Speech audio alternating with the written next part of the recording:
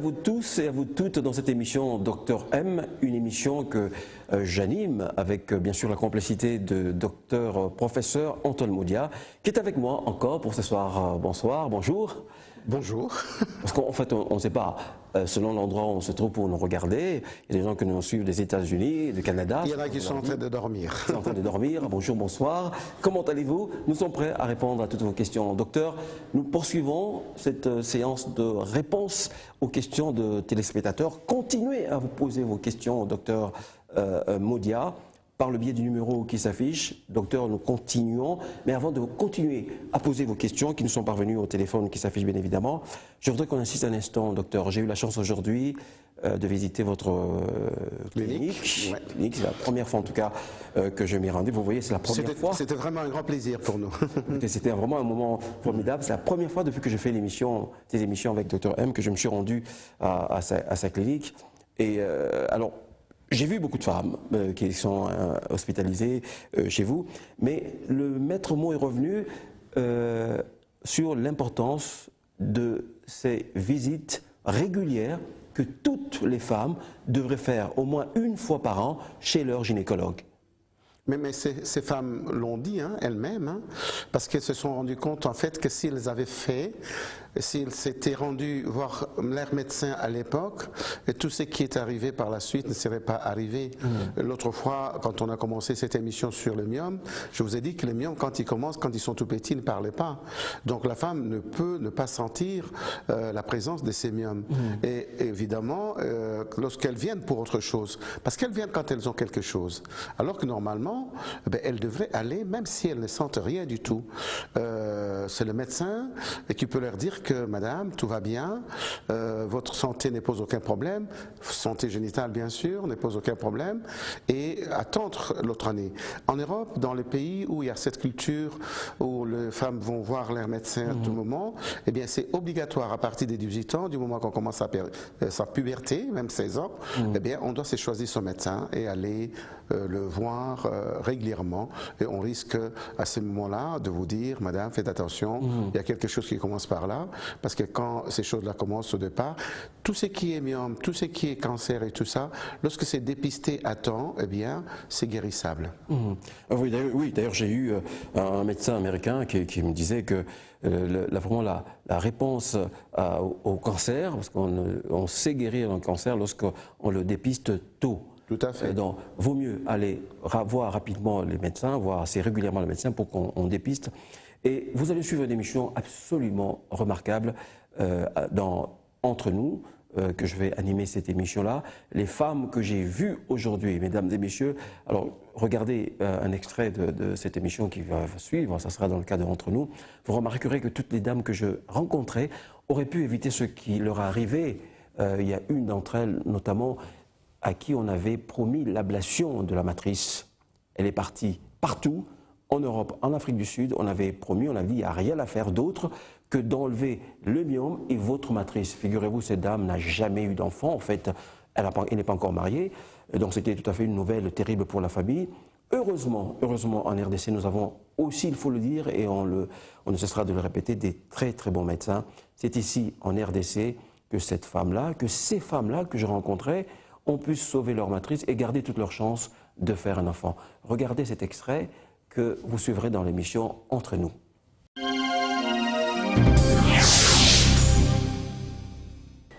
En fait, c'était assez difficile pour moi.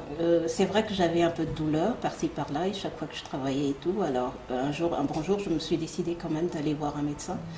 Et de là, on m'a dit que j'avais un myome, mais c'était pas assez développé. D'après eux, d'après eux.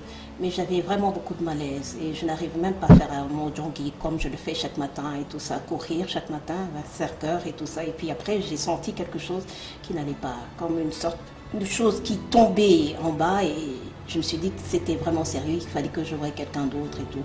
Et quand j'ai changé d'hôpital, et c'est là qu'on m'a dit que j'avais 2-3 myomes, c'était pas plus que ça et tout. Alors, comme je suis vraiment hésitante, je suis tout le temps en train de chercher et tout, et par l'internet, j'ai essayé de lire, de voir un peu comment chercher, comment changer, chercher une deuxième opinion et tout ça, et c'est ce que j'ai fait. Deuxième hôpital, troisième hôpital. Et comme ils m'ont demandé d'enlever, ils ont dit non, les myomes c'est vraiment gros et tout ça, il faudrait vraiment enlever la matrice et tout ce qu'il y a à l'intérieur et tout. Oui, c'était le même diagnostic et puis j'ai encore changé, le troisième. C'est à ce moment-là que papa m'a parlé d'un spécialiste ici et tout ça, qui pouvait quelque chose et qu'il fallait vraiment que je me décide et tout. J'étais vraiment dans la confusion, je me demandais est-ce que vraiment ça va réussir, que ça valait vraiment la peine de venir ici, me faire opérer et puis peut-être raconter la même histoire, qu'il faudrait tout enlever. Alors je priais et je demandais à Dieu de faire vraiment un miracle. Un miracle et puis la distinction, je ne devrais quand même pas me déplacer de l'Afrique du Sud au Congo pour le même résultat, ça servirait vraiment à rien. Voilà. J'ai même pas demandé, c'est un des assistants, je crois, qui était là, qui m'a dit « Maman, Dieu vous aime beaucoup. On a tout sauvé, Dieu vous aime beaucoup. Gloire à Dieu. » Et c'est là, je me suis affisée, je dis gloire à Dieu. Dieu a répondu enfin à mes prières, voilà. Alors je remercie beaucoup le professeur et je demande à Dieu de le bénir abondamment et vraiment que le Seigneur continue à l'appuyer, à l'assister en toutes choses. Voilà. Je suis chrétienne, je représente aussi la famille chrétienne et tout ça. Je demanderais de ne pas vraiment désespérer. C'est vrai, d'abord en tant qu'être humain, de tenir. C'est vrai, naturellement, je suis très forte. Je crois toujours en quelque chose. Avant d'être chrétienne, je me dis toujours qu'il faudrait toujours se battre pour quelque chose. Même quand on arrive en dernière minute, on ne sait pas très bien ce qui va se passer, mais croire que quelque chose arrivera. Et en tant que chrétienne, voilà, voilà, j'ai réussi et donc Dieu a répondu et je suis très fière de ma foi. Voilà, c'est ça. Voilà.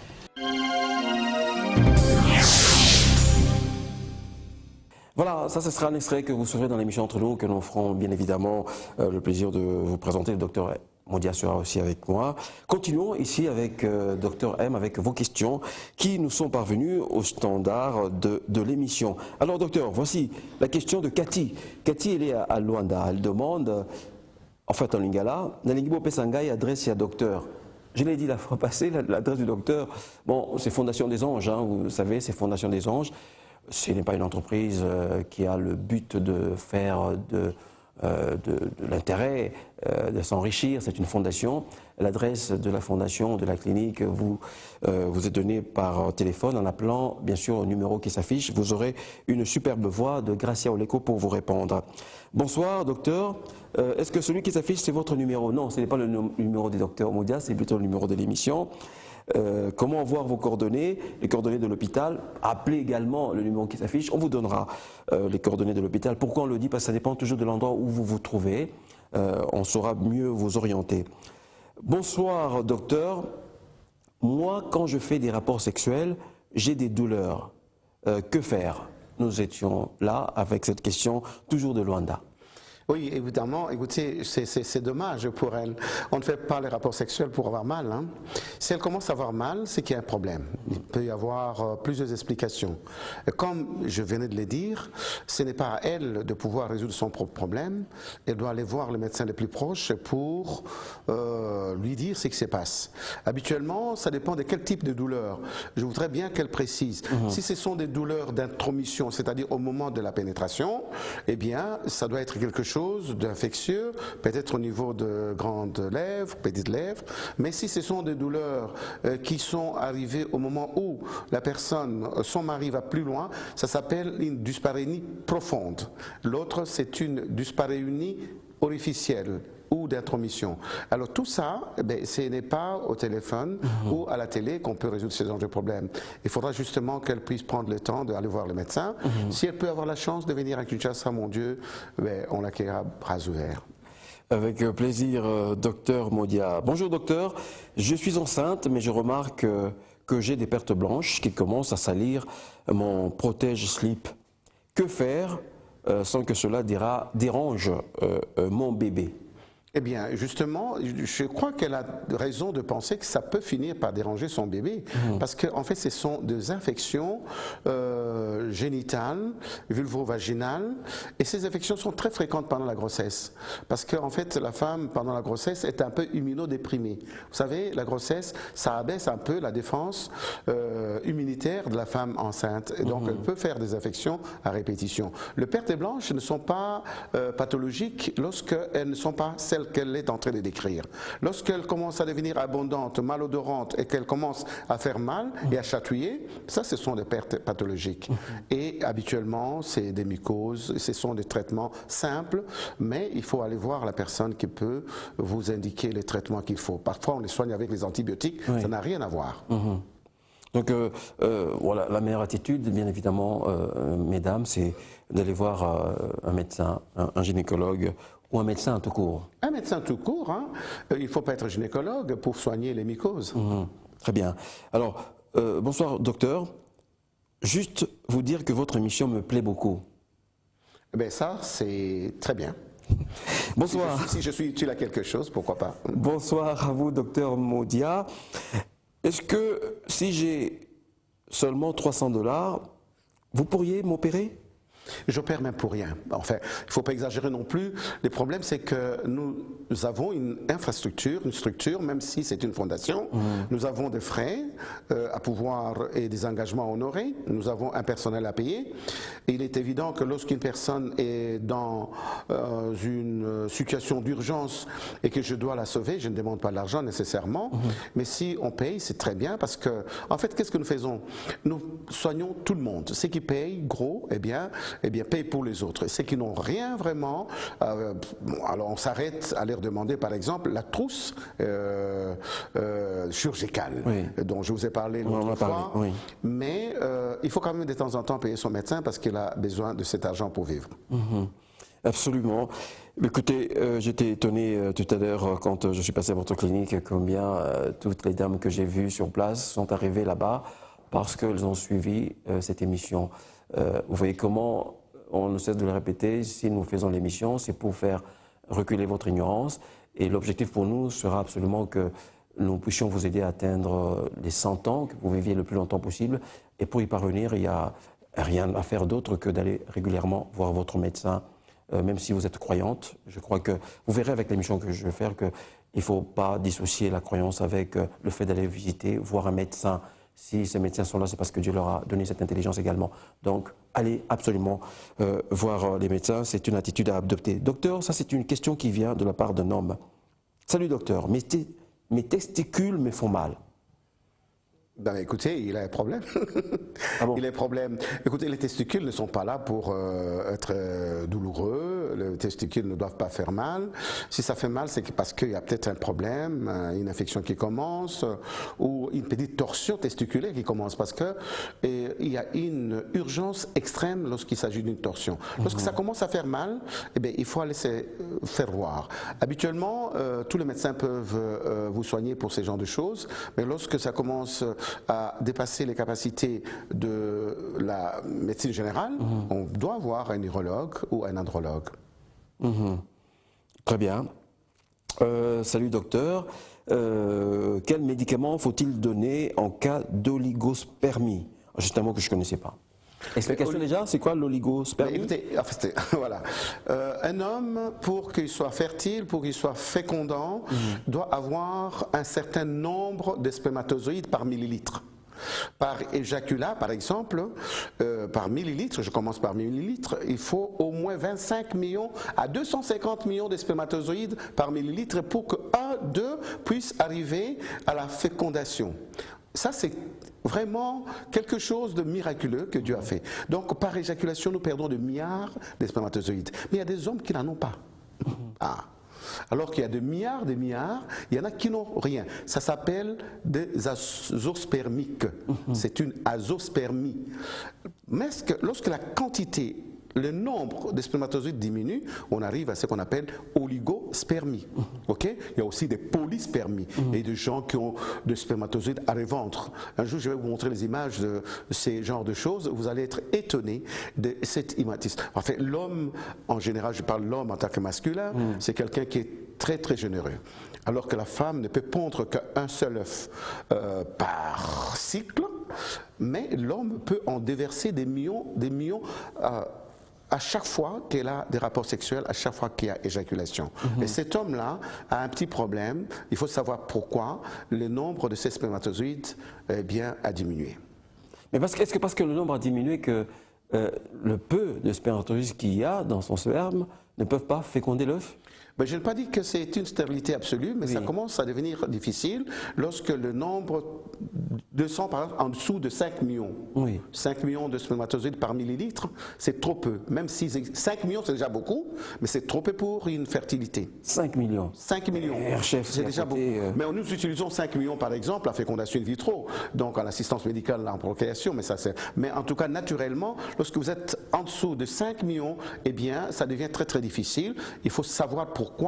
Maintenant, je ne vais pas faire le cours au cours de cette émission. Donc, c'est un problème, donc il faudra qu'il puisse poser la question à son médecin. Et là, c'est un spécialiste qui doit le voir, soit un gynéco, soit un urologue. Donc, on peut y remédier, on peut remonter. Bien sûr, il faudra savoir quelle est la cause. Si c'est un problème qui dépend de ses sécrétions hormonales, eh bien, on peut donner des hormones. Mais si c'est un problème barrière, parce que vous avez, l'autre fois, je vous ai dit que les infections sexuellement transmises, eh bien, ces infections peuvent détruire chez la femme les trompes, mais ça peut aussi détruire les canaux qui amènent les spermatozoïdes des testicules vers l'extérieur. Ça s'appelle les canaux déférents, ça s'appelle l'épididyme. Alors ces canaux-là peuvent être bouchés, même si vous avez une usine pleine de spermatozoïdes, je parle des testicules, eh bien, ils ne sauront jamais sortir. Le sperme va sortir, c'est du liquide, mais les spermatozoïdes sont bloqués à l'intérieur. Pour les savoir, allez, il faut aller voir un urologue, commencer par un gynéco quand même.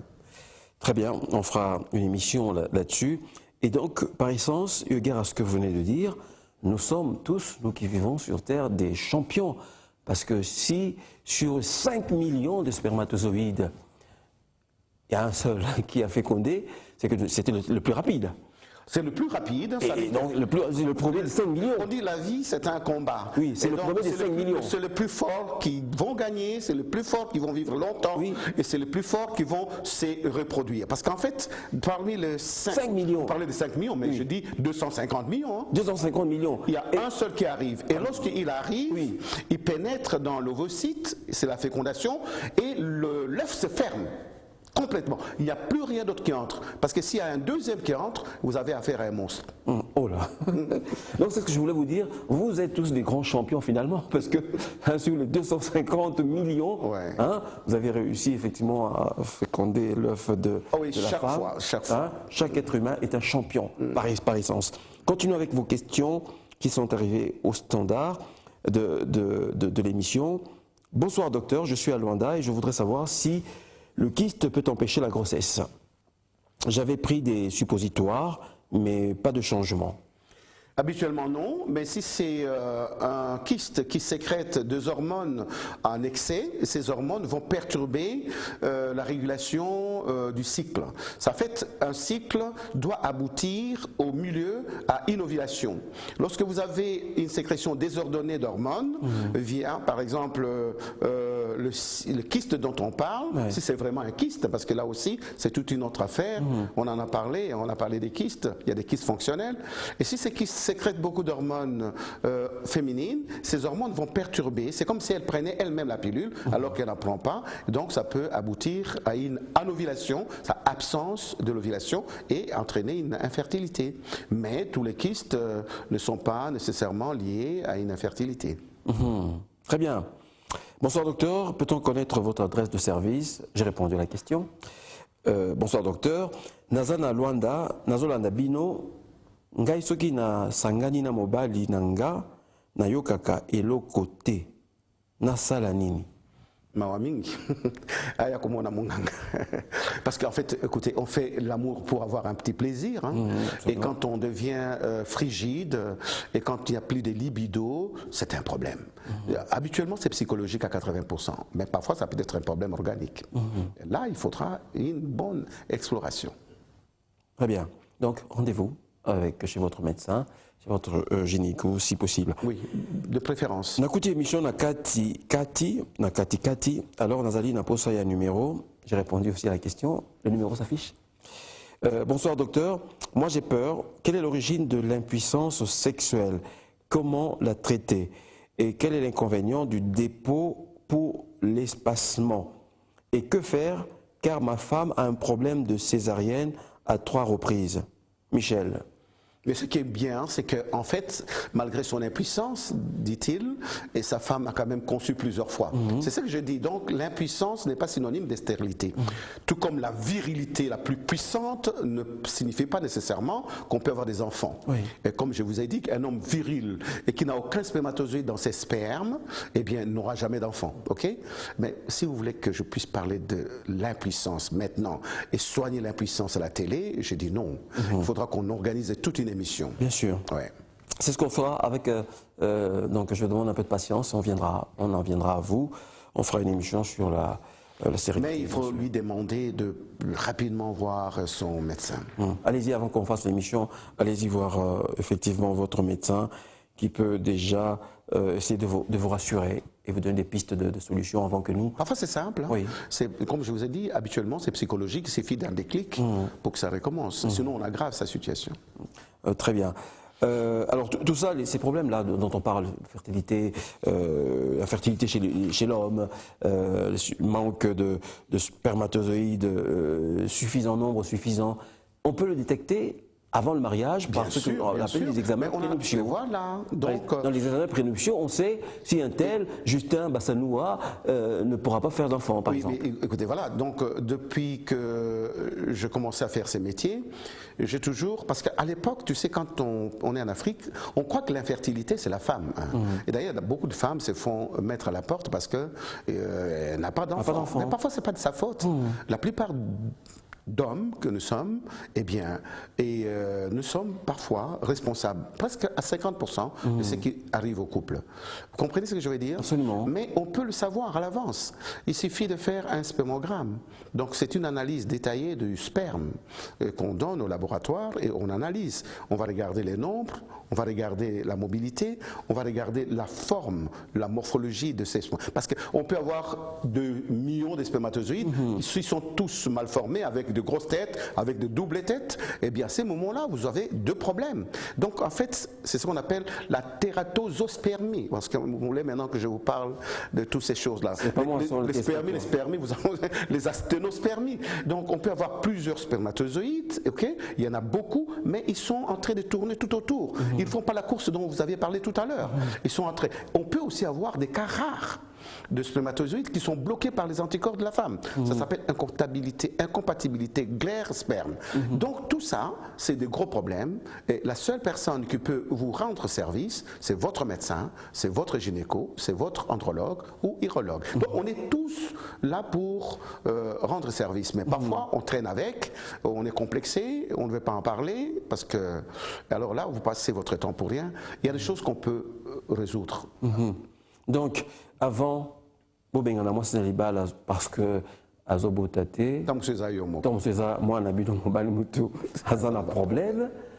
Solution, bokenal bosokota la minganga, il y a possibilité dans le cannabis, il y a ça là-bas, examen, on a un laboratoire, pour ceux qui, moi, on a bu dans mon bal mutu, ça a un problème, au lieu de bien mon laboratoire, voici, peut-être qu'il n'y a aucun problème. Et habituellement, ce qu'on va bien gagner, alors que ceux qui avant de finir, il y a pas un médecin, tel que moi, on a un problème, c'est bon, ça m'a donc voilà un peu ce qu'on essaie de vous apporter aujourd'hui. Docteur, pouvez-vous accepter une consultation par téléphone ou par Internet pour les hommes et les femmes qui sont à l'intérieur du pays où les médecins sont recherchés? Écoutez, déontologiquement, ce n'est pas acceptable. Je ne peux pas, pour que je puisse poser un diagnostic, j'ai besoin de la personne. Et c'est évidemment par l'Internet, la personne peut me parler, c'est ce qu'on appelle l'anamnèse, l'interrogatoire, mais j'ai besoin de toucher la personne, de voir la personne. J'ai besoin de pouvoir effectuer des examens sur la personne. Par Internet, par télépathie, pas encore. La télémédecine, elle existe, mais elle ne vous autorise pas de toucher la personne à travers l'écran. Très bien. Autre question, bonsoir, docteur. Qu'est-ce qui fait qu'une femme enceinte ait beaucoup de vertiges? Papy, Angélie.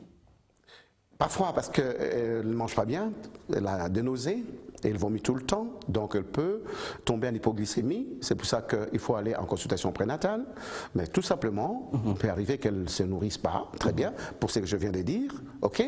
Mais elle peut avoir des vertiges parce qu'elle est anémique. Elle a perdu un peu de sang et la grossesse elle-même, c'est encore une charge supplémentaire qui tire. En fait, l'enfant partage avec sa mère la nourriture que sa maman prend. Alors, il faut bien surveiller une femme enceinte. Donc, si elle a des vertiges, mais qui sont transitoires et qui passent, c'est pas un problème. Mais si ça persiste, il faut aller voir le médecin. Alors, Madame Capi pose la question, on m'avait prescrit du Difaston, c'est ça? Du faston, je crois. Difaston? Du faston, oui. En 2012, parce qu'on m'avait dit que j'avais des ovaires polykystiques. Oui. Après le dernier diagnostic, le gynéco m'a prescrit du Clomid. Oui. Mais jusque-là, je n'arrive pas à concevoir alors que j'ai un cycle régulier. C'est même une contre-indication quand une femme a des ovaires polykystiques de lui prescrire du Clomid, par exemple, parce que ça risque de vous envoyer dans ce qu'on appelle des hyperstimulations, qui sont des situations pathologiques graves. Donc, tout ce qu'elle a dit, c'est des contre-indications, et je crois que, je préfère le dire, elle pourrait peut-être changer de médecin, non? Ça serait mieux. Ça serait mieux, hein? Oui, une fois je l'ai dit, parce que là, le confrère s'est vraiment gouré plusieurs fois. Ça arrive. Ça n'est pas une bonne chose, hein? Votre médecin s'est trompé plusieurs fois. Conseil, allez plutôt voir un autre médecin, histoire de voir s'il peut avoir une... Mais le confrère peut revoir lui-même son attitude. Je crois que ce sont des choses que nous faisons. Si vous... Écoutez, la médecine, c'est comme ce qu'on dit en lingala ezali musuni anzoku. Chacun peut couper sa petite partie. Lorsque vous avez votre morceau et que vous ne savez pas aller plus loin, demandez à quelqu'un d'autre qui a un gros couteau pour pouvoir vous aider à couper le gros morceau. Moi, je suis gynécologue, obstétricien, échographiste, tout professeur d'université que je suis, lorsque j'ai un problème, par exemple une image échographique où je ne vois pas très bien, je peux appeler un de mes assistants, peut-être qu'il a un peu plus d'expérience dans ce domaine, ou alors un autre collègue, ou même maître. Donc il faut tout le temps partager ce qu'on a, il faut savoir connaître ses limites dans tout ce qu'on fait. Alors si les médecins ne le font pas, ne partagent pas, ne veulent pas avouer qu'ils ont peut-être des insuffisances, est-ce que vous conseillerez aux patients eux-mêmes, lorsqu'ils ont des doutes sur la lecture d'une échographie faite par un médecin, de prendre les clichés, d'amener chez un autre gynéco? Mais écoute, ils le font à longueur de journée. La plupart des malades qui étaient chez moi et à qui j'ai dit, mon Dieu, là, avec tout ce que j'ai devant moi, je crois que là, je m'arrête. Il n'y a que Dieu qui peut faire un miracle. Elles sont parties de chez moi pour faire le tour de la terre. Elles sont revenues pleinement pour dire que, docteur, vous aviez raison. Il y a aussi des gens qui viennent d'ailleurs. Donc, chacun est libre de choisir son médecin au moment opportun et de changer. Pourquoi pas? Bonjour docteur, je fais beaucoup d'avortements. J'ai fait beaucoup d'avortements provoqués. J'ai souvent mal au ventre, au bas-ventre. Qu'est-ce que je peux faire parce que je n'ai pas de moyens pour aller en consultation? Et je peux lui offrir une consultation gratuite. Et je lui dis que ce qu'elle a fait peut entraîner beaucoup d'autres choses. Il faudra qu'on vienne voir. Là, comme je vous ai dit, il y a des consultations que je fais gratuitement. Je viens d'en faire au mois de mars, au mois d'avril. Absolument. Oui, 2 mois. Absolument. Écoutez, je ne rejette personne. Si elle a des problèmes de consultation, qu'elle vienne. Mais évidemment, lorsqu'on va commencer à se lancer dans des explorations gynécologiques, ça coûte un peu cher. Donc, évidemment, je ne fais pas... Par exemple, la radio de la matrice, c'est pas moi qui le fait, ce sont des autres confrères, des radiologues qui le font. Donc, si je peux lui concéder une consultation gratuite, il est évident qu'il faudra qu'elle se prépare pour qu'on recette des grattes. Parce que quand on a été gratté plusieurs fois à la matrice, on peut l'avoir blessée et des synéchies. Et je vous ai dit l'autre fois, je préfère qu'une femme ait des problèmes avec ses trompes, mais pas avec sa matrice. Parce que si vous avez des trompes bouchées, eh bien, on peut recourir à la fécondation in vitro. Je suis témoin de cette consultation gratuite que le médecin vient de vous offrir. Alors pour cela, vous appelez, vous aurez mon assistante et nous vous donnerons certainement un petit mot avec lequel vous présenterez chez Dr Modia pour qu'il vous consulte gratuitement comme il vient de l'annoncer tout de suite. Bonsoir docteur, j'ai 42 ans. J'ai remarqué que ça fait 2 ans maintenant que donc pendant l'ovulation, j'ai des crampes au bas-ventre pendant 2 jours. C'est ce qu'on appelle les syndromes intermenstruels. Ça se soigne. Qu'elles viennent me voir le plus tôt possible et c'est simplement soignable.